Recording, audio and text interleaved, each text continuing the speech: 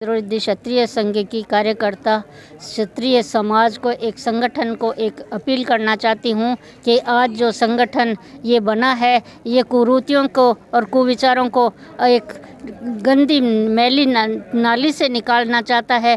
आज बहुत अच्छी फुलवारी थी समाज में, क्षत्रिय समाज बहुत अग्रणीय पंक्ति में आता था, लेकिन इस दहेज विरोधी लोगों ने इसको अमर बेल की तरह छा दिया है और इस हरियाली को समाप्त कर दिया है, क्योंकि उनको लालसा है कि हमारे बेटों की शादी में हम दहेज लेंगे, लेकिन ऐसा कुछ नहीं है। दहेज के लिए आज बेटियां बलि चढ़ रही है। आज 8 लाख की गाड़ी 11 लाख की गाड़ी में बेटी को विदाई दी जाती है और 3 महीने बाद में उसकी अर्थी उठती है। तो ये समाज में एक बहुत बड़ी कलंकित विषय है, क्योंकि समाज एक बहुत अच्छे विचार लेके चलता है कि दहेज एक बहुत बड़ी कुरीति है। आज एक आदमी 80 लाख की शादी करता है और जिसमें सीएम तक का आता है, लेकिन कुछ दिनों बाद में कहते हैं कि हमें डिवोर्स चाहिए। ऐसा क्यों? आखिर ऐसा क्या है कि समाज में ऐसी कुरीतियां हैं जिनको लेके समाज पीड़ित है? पीड़ा सबके मन में है,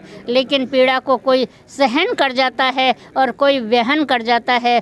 आज अगर दहेज के प्रति और अगर पैसे और किसी अग्रिम समाप्त की होती कि भाई चलो ये दहेज लेके अगर एक बेटी की विचारधारा को बदल दिया जाए, तो दहेज क्या राजा जनक अपनी बेटी के लिए एक अयोध्या बसा देते, लेकिन उनके नसीब में वनवास था। वो वास्तव में सही बात है कि बेटी के लिए बेटी का बाप सब कुछ खरीद सकता है, लेकिन नसीब नहीं खरीद सकता। धन्यवाद। सुमन कंवर है और मैं दहेज विरोध क्षत्रिय संघ की संस्थापिका हूँ।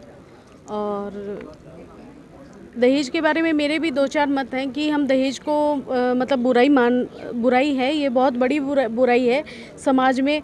जैसे एक वट वृक्ष होता है, उसकी कई शाखाएं होती है, तो क्या है कि उसमें से जो मेन शाखा है वो दहेज है।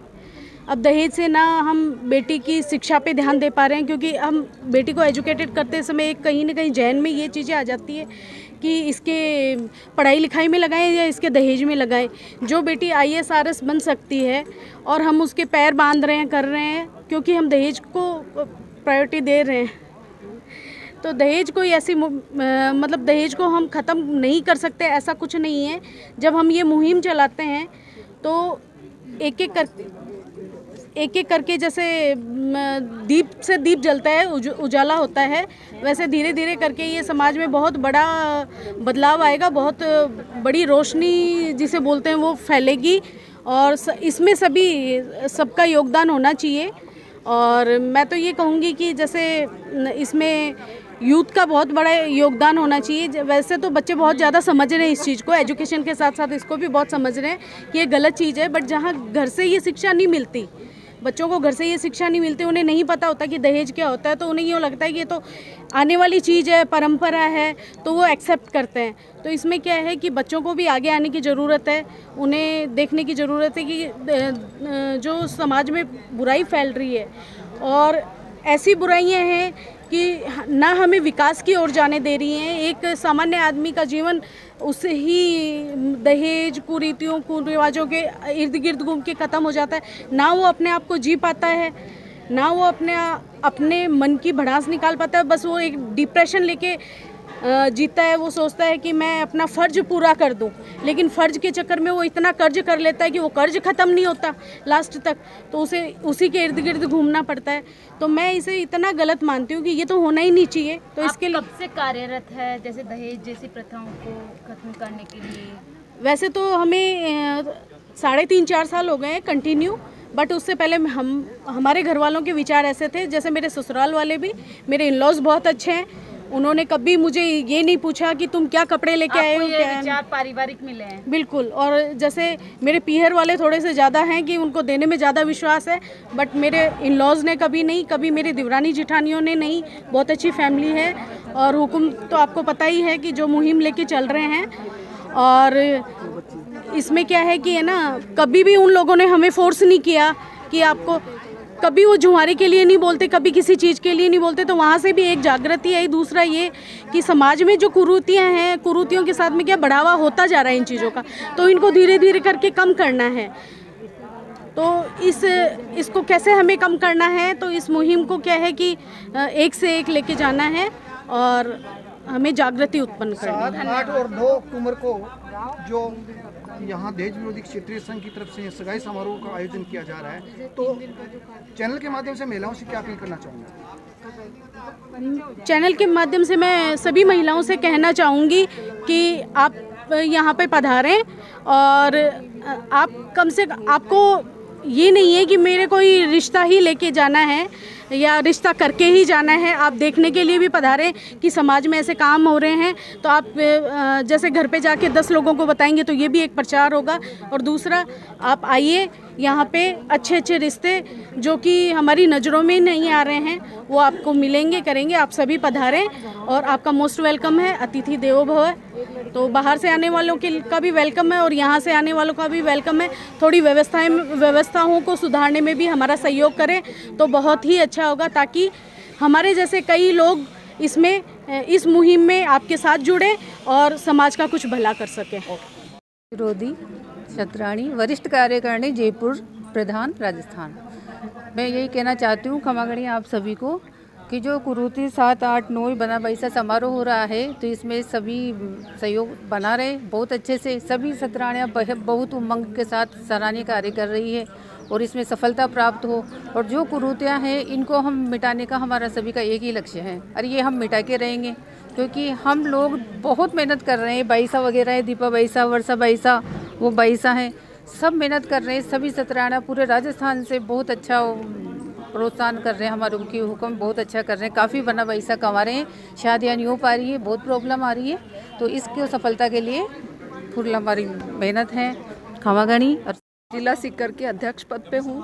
हाल फिलहाल मैं जयपुर में निवास करती हूँ और ये हमारा 3 दिन का जो सगाई समारोह रखा गया है, उसके लिए लेडीज़ लोग हर जगह मीटिंग करके इस प्रोग्राम की ज़्यादा से ज़्यादा जानकारियाँ सबको दे रहे हैं। हम ये चाहते हैं कि जो भी ग्रेजुएट हैं, अनग्रेजुएट हैं, हर के लिए कैटेगरी रखी गई है। कैटेगरीज वाइज ये प्रोग्राम रखा गया है, क्योंकि पिछली बार जो प्रोग्राम हुआ था उसमें एक साथ रखने की वजह से बहुत भीड़ हो गई थी, इसलिए हमने इसको डिवाइड करके 3 दिन के अंदर रखा गया है, जिसमें यहाँ सगाई समारोह रखा गया है। यहाँ जयपुर के बाहर से भी कई महिला शक्ति है जो अपना योगदान देने के लिए आ रहे हैं। यहाँ सबको ड्यूटी डिवाइस की गई है, उस ड्यूटी के अकॉर्डिंग हम सारी व्यवस्था को संभालेंगे और हम कोशिश करेंगे कि हमारा प्रोग्राम है वो पिछली बार जो हुआ था उससे अधिक सफलता लेके आए और ज़्यादा से ज़्यादा यहाँ संबंध हम करवाएं और बाहर से आने वालों को हर तरह की व्यवस्था दी जाए, उनको किसी तरह की कोई परेशानी ना हो। इसके लिए हम लोग आज यहाँ मीटिंग करने आए। मीटिंग में हमने हमारे कार्य को समझा और उस अकॉर्डिंग हम एकजुट होकर इस प्रोग्राम को सफल बनाने की तैयारी में लगे हुए हैं। धन्यवाद। दहेज के बारे में कुछ कहना चाहिए आप? बिल्कुल, दहेज आज हमारे समाज में इतना फैला हुआ है जिससे कि कई लड़कियों की बलि चढ़ी हुई है, कई माँ बाप ऐसे हैं जो कर्ज में डूबे हुए हैं। आज हम लोगों ने ये मुहिम छेड़ रखी है कि समाज से इस कुरीति को हमें नष्ट करना है, इस बुराई को हटाना, और जो पैसा इसमें वेस्ट हो रहा है वो शिक्षा के अंदर लगाया जाए, वो तरक्की के अंदर लगाया जाए। कि आज हमारे समाज की सबसे बड़ी जो कंडीशन है वो ये मान लीजिए कि बहुत दुख होता है जानकर कि जब लड़की पैदा होती है तो माँ बाप उस जो धन है वो संजो के रखते हैं उसको दहेज देने के लिए। यदि माँ बाप वो धन उसकी शिक्षा के लिए, उसके रोजगार के लिए, उसको आत्मनिर्भर बनाने के लिए संजो के रखने लगेंगे और ये मेंटिलिटी लेके हर माँ बाप सोचने लगेंगे, उस दिन से हमारे समाज के अंदर दहेज की बलि कोई भी लड़की नहीं चढ़ेगी। और ये दहेज की जो मुहिम है वो हमने इसीलिए छेड़ रखी है ताकि जो लड़कियां हैं इसकी बलि चढ़ रही है उनको इससे निजात मिले और लड़कियां अपने आप को आत्मनिर्भर बना के और समाज के सामने प्रत्यक्ष रूप में प्रमाणित कर सके कि हम दहेज ना लेने की वजह से आज हमारा वो पैसा हमारे ऊपर लगाया गया, तो हमने समाज को ये दिखाया है कि उस पैसे का यूज़ कहाँ हुआ है। एक जो, और ये सिर्फ लड़की वाले का ही नहीं है कि वो ही लगाए, मैं चाहती हूँ कि लड़के वाले भी एक जोड़ी कपड़े में बहू को अपने घर लेके आएँ और जो दिखावे के अंदर पैसा यूज़ होता है वो उसकी तरक्की में लगाएं, उसको आगे पढ़ाएं, वो जो वो करना चाहती है, शिक्षा लेना चाहती है, जॉब करना चाहती है, उसके अंदर वो पैसा लगाएं। तो कोई भी घर ऐसा नहीं होगा जहाँ पे मतलब लड़की को बलि चढ़ना पड़े। तो यही हमारा, आपकी इस मेहनत से जो आपने इतने प्रयास किए हैं, क्या इससे दहेज जैसी कुप्रथा का बिल्कुल विनाश हो सकता है? इस चीज़ को, इस जो ये कुरीति हमारे यहाँ फैली हुई है इसको मिटाने में हमें टाइम ज़रूर लगेगा, लेकिन ये मेरा वादा भी है और मेरे को पूरा विश्वास है कि इस कुरीति को हम जड़ से ख़त्म करके रहेंगे, क्योंकि यही सोच के, यही प्रण लेके हम लोग आज आगे आए इस कार्य को करने के लिए। देखने को यह मिलता है कि जब बच्ची को गाड़ी दी जाती है तो वो दहेज नहीं मानते, दोनों हाथों का गहना दिया जाता है तो दहेज नहीं मानते, राजस्थान के बड़े शहरों में बच्ची को प्लॉट दे दिया जाता है उसको दहेज नहीं मानते। जब टीके की बात आती है तो वो कि साहब हम टीका नहीं लेंगे और ज्वारी नहीं लेंगे, और अगले दिन अखबारों में फ्रंट पेज पे उन लोगों की फ़ोटो आती है, उसको आप किस तरह से देखते हैं? ये बहुत ही गलत है। ये एक तरीका चेंज कर दिया, जो लोग लेना चाहते हैं कि टीका नहीं लिया बाकी सारी चीज़ें ले गए, तो इसीलिए हमने ये बोला कि दहेज मुक्त और दिखावा मुक्त। वो दिखावा है, दिखावा मुक्त। इसके अलावा हम ये कह रहे हैं कि जो कार्यकर्ता इस संस्था से जुड़ रहे हैं वो आपस में संबंध करें। जो इससे जुड़ गया ना तो वो टीका लेगा ना जुआरी लेगा, और कुरूतियाँ सारी हैं, एक दहेज ही कुरूती नहीं है। लेन देन छोटे से छोटा, आज यदि जुआरे के नाम पर भी हम पैसा ले रहे हैं तो वो भी कुरूती है, यदि हम सामान के नाम से ले रहे हैं वो भी कुरूती है। इसलिए ही तो मैंने अपना ये पक्ष रखा है कि जिस दिन एक जोड़ी कपड़े में लड़की घर आएगी उस दिन ना तो ये तलाक होंगे, ना ये समाज में घर टूटेंगे, ना ये जो बिखराव आज हम देख रहे हैं वो नहीं होगा, क्योंकि उस लड़की को लगता ही नहीं है वो घर मेरा है। आप एक जोड़ी कपड़े में लड़की आएगी तो उसको लगे घर है, वो सारा सामान साथ लेके आ रही है तो उसको तो ये लगता है कि ये सामान मेरा, ये बेड मेरा, ये बर्तन मेरे, तो मेरे मेरे तेरे तेरे में ही रह जाता है। आप एक जोड़ी कपड़े में जिस दिन लड़की को लेके आओगे चीज़ें अपने आप खत्म हो जाएगी। और दहेज सिर्फ टीका ही नहीं होता, दहेज में लिया हुआ हर एक चीज़ छोटी से छोटी है वो सभी। इसीलिए हम चाहते हैं कि युवा शक्ति जो है वो इसमें आगे आए, इसमें जुड़े, सारी लड़की और लड़कियां ये चीज़ लेके चलें और वो इस चीज़ को समझें। दोनों परिवारों की तरफ से है ये। नहीं, एक कई बार ये देखने को ये मिलता है कि पुरुष ये कह के पल्ला झाड़ लेते हैं कि जी हमारी कोई डिमांड नहीं है, घर से महिलाओं की डिमांड है। आप महिला होने के नाते क्या कहोगे? बिल्कुल, मैंने ये चीज़ कहा बोली है। जाता है कि मतलब जो दहेज जैसी प्रथा है इसमें मातृशक्तियों का ही योगदान, और मातृशक्तियां ही इसे खत्म करेगी। ये चीज़ मैंने अभी अपनी पिछली जो मैंने मीटिंग की थी बावड़ी के अंदर और गिरधारी सिंह जी का बास के अंदर, उसमें मैंने ये चीज़ बोली थी कि जिस घर की लेडीज़ है वो ये ठान लेगी कि मैं मेरे बेटे का दहेज नहीं लूँगी, तो ना तो बेटे के बाप की हिम्मत है कि वो दहेज ले लेगा, ना बेटी की हिम्मत है कि दहेज ले लेगा। कुछ चीज़ें ये भी है कि पुरुषों ने महिलाओं को आगे कर दिया है।